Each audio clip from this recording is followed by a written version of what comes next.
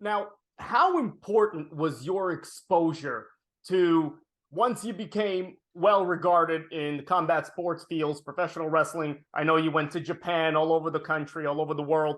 How important was that as a building block, taking what you had before, which was an upgrade from your childhood, and now exposing you even further beyond that? It's tricky because as you get more exposure, there's more ways for you to screw up because Right. there's more people attacking you now. Like there's more ways you're being attacked.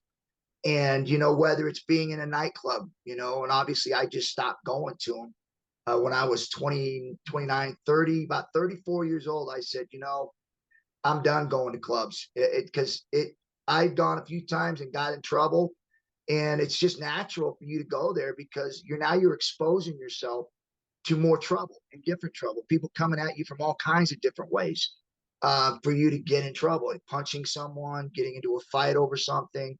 It's just all right there. People just being jealous of who you are, wanting to test you, all these things. And so it's just a different thing when you start to move up and you start to create exposure.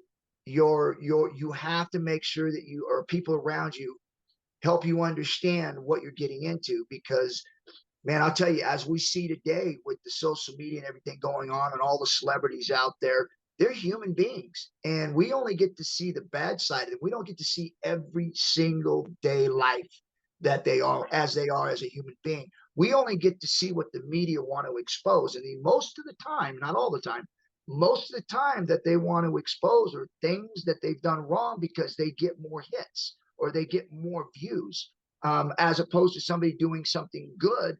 It doesn't get as many views and it doesn't get as much attention. So they're looking for the things that are being done bad because they know that it'll explode on the internet and get all these views and hits.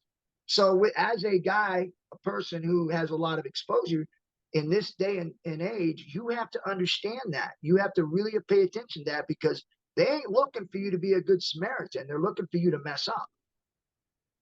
And for a guy like you who came around prior to the social media age, how difficult has this transition been? I mean, your popularity, as big as it was and as big as it is, would have been tenfold. And now you have to adjust kind of to this whole new world.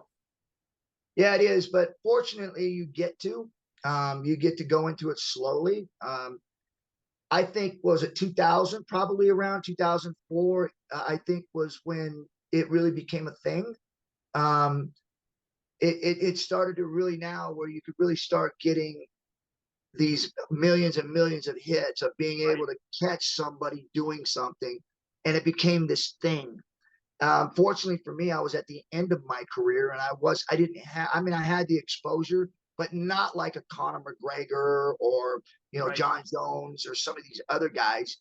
I mean, like if you literally would be able to know their normal lives and the kind of people that they were as they were fighting, you would then look at the things they've done a little bit differently. But because you only see the things that went wrong, because that's what social media wants to show, Right.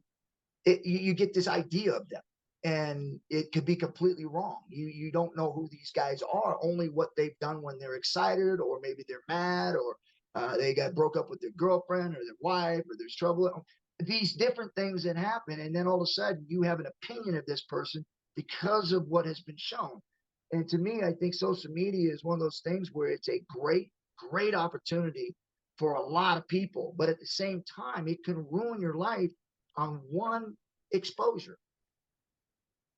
Do you sometimes look at a John Jones or a Conor McGregor and say, wow, if Ken Shamrock had been young and a bit more foolish, would have been a whole lot of problems?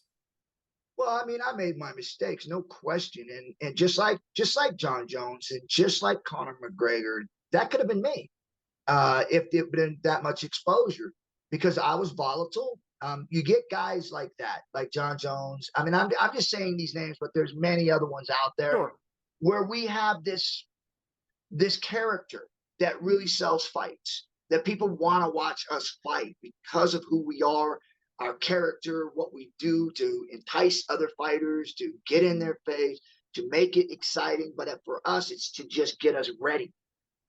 So when you do those kind of things, obviously there's a lot of bad things that go with it because sometimes things don't go the way you want to and they get out of control. And it's important because in combat sports and in MMA, the idea, right? And in fact, the promotion is based on those characters, right? The whole point is to make you guys mean and angry and look a certain way and act a certain way. So it's tough to cut that off when now you're out with your kids in the park. It is. And I think that there's a fine line, very fine line, that promotions and agents and different people who are managing these fighters have to draw a line in the sand and let them know, listen, you can't do that. Like you can't, that's just out of bounds. And so, but again, like I said, because of social media and because how much attention everyone gets by doing these things, it almost seems like there's no line in the sand at all, because no matter whether they hate you or love you, as long as you're getting views and as long as people are listening, then there is no line in the sand. You could keep doing whatever you want because popularity is going to keep growing.